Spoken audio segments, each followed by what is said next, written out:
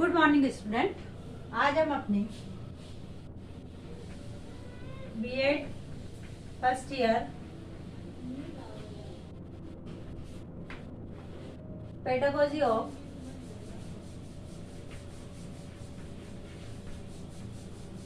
Social science में आज का हमारा टॉपिक है नाटकीय विधि। आज का प्रकरण है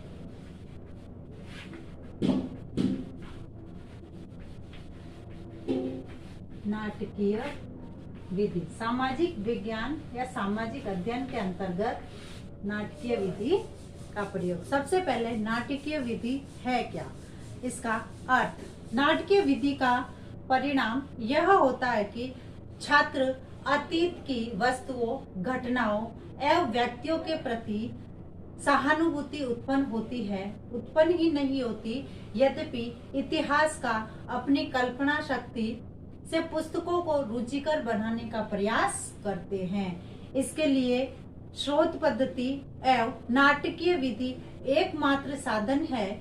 जब बालक जैसे गौतम बुद्ध, अशोक, शिवाजी, महाराणा प्रताप, झांसी की रानी लक्ष्मीबाई आदि के नाटक में भाग लेते हैं या देखते हैं, तब उन्हें उनके चरित्र चित्रण का बोध होता है। यानी नाटकीय विधि के माध्यम से ही बालक जब किसी के रोल को प्ले करते हैं, नाटक करते हैं, तो उनको नाटक विधि के माध्यम से ही उनके चरित्र के बारे में पता चलता है। तो यानी नाटकीय विधि यानी अभिनय द्वारा जो शिक्षण कार्य या अभिनय, जिसमें अभिनय किया जाता है, वह नाटकीय विधि होती है। अलग अलग पात्रों को लेकर पात्र निभाए जाते हैं तथा उनसे संबंधित जो नाटक होते हैं उन नाटक में भाग लेते हैं। तब उनको, विद्यार्थियों को यह पता चलता है कि जैसे जो उन्होंने पात्र निभाया, चाहे अशोक का निभाया हो, शिवाजी का निभाया हो, महाराणा प्रताप का निभाया हो, लक्ष्मीबाई का निभाया हो, अकबर का निभाया हो, तो उनको पता चलता कि वह व्यक्ति कैसे थे, उनका चरित्र कैसा था। अब जो नाटकीय विधि है उसके मुख्य सिद्धांत क्या है, यानी सबसे पहली यह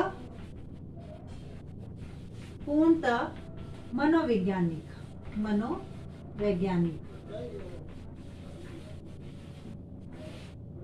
यानी यह जो है पूर्णतः मनोवैज्ञानिक आधारित होती है। बालकों के अनुसार, उनके मन के आधार, उनके मन पर आधारित यह विधि होती है और उन्हीं के अनुसार करवाई जाती है। फिर मस्तिष्क के सभी पक्षों का विकास करती है। मस्तिष्क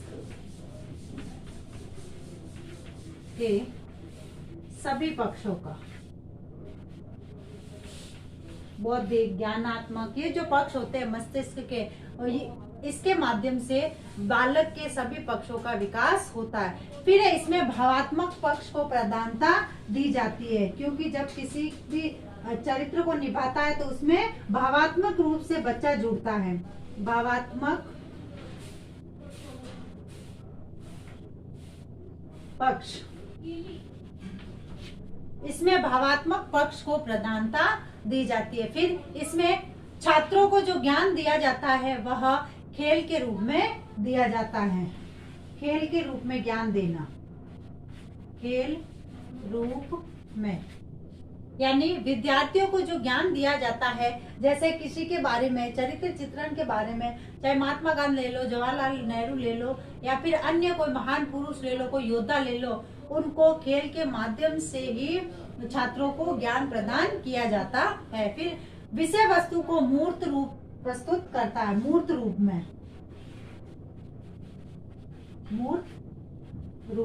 में, यानी प्रत्यक्ष रूप से हम किसी विषय वस्तु को विद्यार्थियों के सामने इसके माध्यम से प्रस्तुत करते हैं। फिर भावात्मक अनुभवों में से ज्ञानात्मक अनुभव भी दिए जाते हैं, यानी भावात्मक अनुभवों के साथ साथ विद्यार्थियों को ज्ञानात्मक अनुभव भी दिए जाते हैं, जिसके माध्यम से वह कई प्रकार के ज्ञान को अर्जित करता है। इसके बाद आता है नाटकीय विधि का प्रयोग कैसे किया जाए। प्रयोग करते हैं, अब है इसका प्रयोग। अब जो नाटकीय विधि है वह इसमें पुरुषों के लिए नाटक की व्यवस्था की जाती है, जो छात्रों के जीवन को प्रभावित, जो महान पुरुष है उन महान पुरुष के लिए नाटक की व्यवस्था की जाती है जो छात्रों के जीवन को प्रभावित कर सके तथा जिसमें छात्रों को ही भाग लेना चाहिए। इस योजना को तैयार करने तथा ऐतिहासिक पात्र को मौलिक वस्त्रों में प्रस्तुत करना चाहिए, जिसमें 4 सोपान का अनुसरण किया जाता है। यानी जब नाटकीय विधि का प्रयोग किया जाता है तो उस समय जिस प्रकार से जैसा पात्र हम दे रहे हैं विद्यार्थियों को, उसी प्रकार के उनके वस्त्र है, आभूषण है, उसी प्रकार के होने चाहिए। इसमें 4 प्रकार के सोपान होते हैं। पहले योजना तैयार करना नाटक की,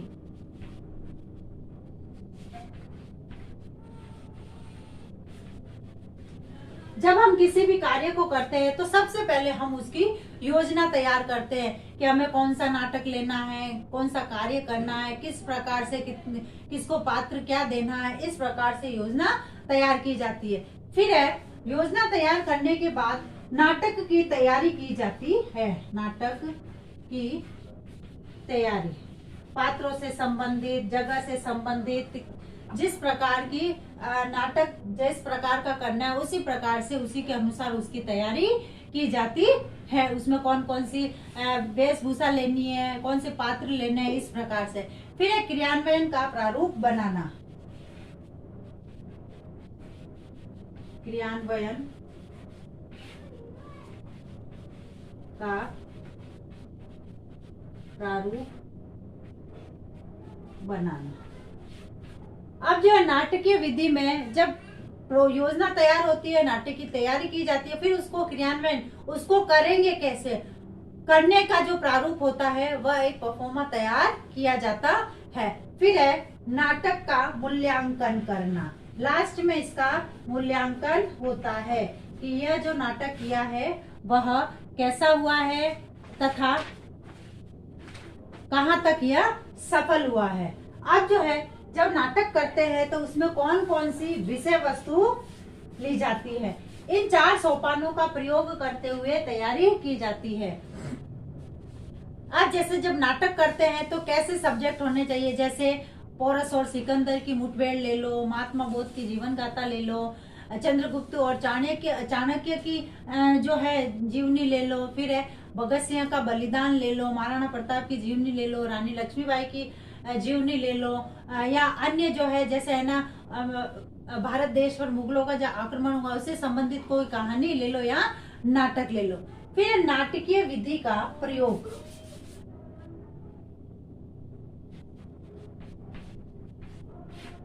नाटकीय विधि का प्रयोग क्यों किया जाता है, यानी जैसे पाठ्य वस्तु का विशेष खंड पढ़ाया जा चुका है और उसके लिए स्रोत विधि भी उपलब्ध हो तथा महान पुरुष का व्यक्तित्व प्रभावशाली हो, तब नाटक की व्यवस्था की जाए। जब हमारे पाठ का विशेष खंड पढ़ाया जा चुका हो और स्रोत विधि भी उपलब्ध हो तथा महान पुरुष का, जो भी महान पुरुष है उनका व्यक्तित्व प्रभावशाली हो, जैसे महाराणा प्रताप है, महात्मा बुद्ध है, इनका व्यक्तित्व महान और प्रभावशाली था, तो इस प्रकार के पुरुषों के लिए नाटक की व्यवस्था की जाए। फिर विशेष खंड का अध्ययन किया जा चुका हो और उसी को शिक्षक नाटक के रूप में पढ़कर सुनाता हो, तब छात्रों को नाटक के लिए प्रोत्साहित किया जाए। यानी जब किसी विशेष खंड को पढ़ाया जा चुका हो और उसमें नाटक के अंश आते हो तो उसको प्रोत्साहित करना चाहिए शिक्षक को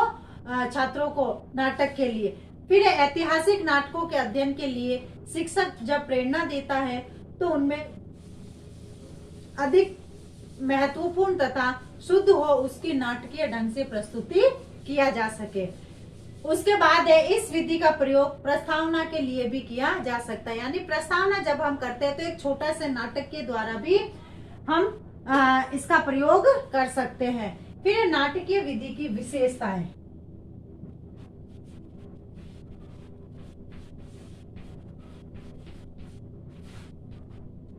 नाटकीय विधि की विशेषताएं, ये नाटकीय विधि जो है भावात्मक अभिव्यक्ति करती है। भावात्मक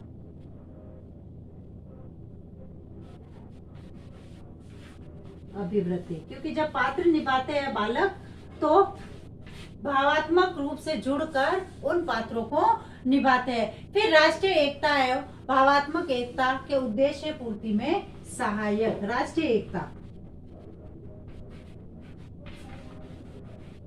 और भावात्मक जो उद्देश्य पूर्ति है उसमें सहायक होते हैं। फिर शिक्षण के समय अधिकांश ज्ञानेंद्रियां क्रियाशील रहती है। इसमें शिक्षण के समय अधिकांश ज्ञानेंद्रियां, क्योंकि इसके द्वारा हमारा जो शिक्षण कार्य वह रोचक बन जाता है। फिर इससे खेल द्वारा शिक्षण कराया जा सकता है, जिससे कि छात्र अधिक रुचि लेते हैं और क्रियाशील भी होते हैं। फिर इसमें छात्रों की निरीक्षण शक्ति का विकास होता है, क्योंकि जब विद्यार्थियों को कुछ अलग देखने को मिलता है तो उनकी जो निरीक्षण शक्ति होती है वह निरीक्षण शक्ति अधिक तेज हो जाती है। फिर इससे इतिहास की घटनाओं एवं तथ्यों को सुगमता और सरलता से समझा जा सकता है। उसके बाद विद्यार्थियों की इससे कल्पना शक्ति में विकास होता है और उनको अधिक अवसर मिलता है। फिर एक ज्ञानेंद्रियों द्वारा वास्तविक ज्ञान का अनुभव हो जाता है, क्योंकि इसमें बालक देखते और सुनते हैं, इसलिए इनकी जो ज्ञानेंद्रियां है इसके द्वारा उनको वास्तविक ज्ञान मिल जाता है। उसके बाद शैक्षिक मूल्यों का विकास होता है और कलात्मक रुचि का विकास नाटक के अंतर्गत होता है। अब इसकी दोष या सीमाएं।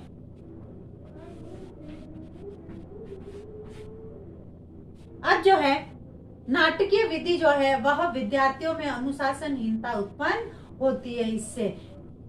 फिर है अधिक समय लगना तथा व्यर्थ होना, क्योंकि नाटक जब करते हैं तो इसमें समय अधिक लगता है और समय बर्बाद होता है। फिर ऐतिहासिक नाटकों के क्रियान्वयन में भाषा की कठिनाई होती है, क्योंकि जो ऐतिहासिक नाटक है उसमें जो भाषा है वह उनके शब्द ऐसे होते हैं जो विद्यार्थी हो सकता है नहीं बोल सके, इसलिए भाषा की जो कठिनाई अधिक होती है।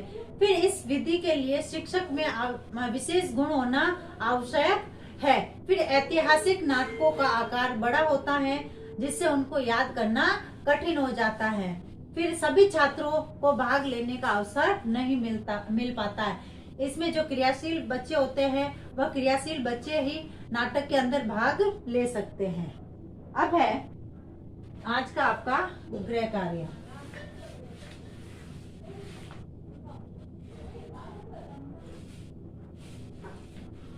नाटकीय विधि के गुण व दोष बताइए। अब जैसे हम सभी जानते हैं कि कोरोना जैसे भयंकर महामारी फैल रही है तथा इससे बचाव हेतु हमें उपाय करने, हाथों को सैनिटाइज करना, मुंह पर मास्क लगाना, सोशल डिस्टेंस का ध्यान रखना। स्वस्थ रहे, सुरक्षित रहे। धन्यवाद।